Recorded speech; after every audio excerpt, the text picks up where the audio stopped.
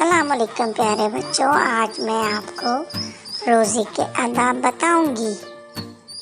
بچوں، روزے کو رکھنے کے کچھ آداب ہوتے ہیں اور کچھ فرائض بھی ہیں جو اللہ کی طرف سے ہم پر فرض ہوئے ہیں۔ آئیے دیکھتے ہیں کیا ہے۔ سحری کرنے کے بعد روزہ رکھنے کی نیت کریں اور نیت کی دعا پڑھیں۔ فجر کی اذان سے 5 منٹ پہلے کھانا پینا ترک کر دیں۔ فجر کی نماز وقت پر ادا کریں اور قرآن پڑھنے کا اہتمام کریں۔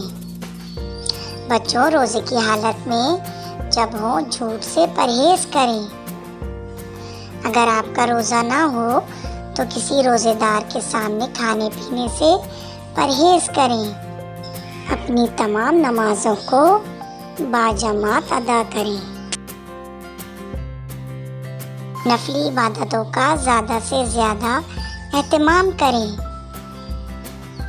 پیارے بچوں، کیونکہ یہ وہ مہینہ ہے جس میں ہر عبادت کا ثواب 10 گنا بڑھا دیا جاتا ہے۔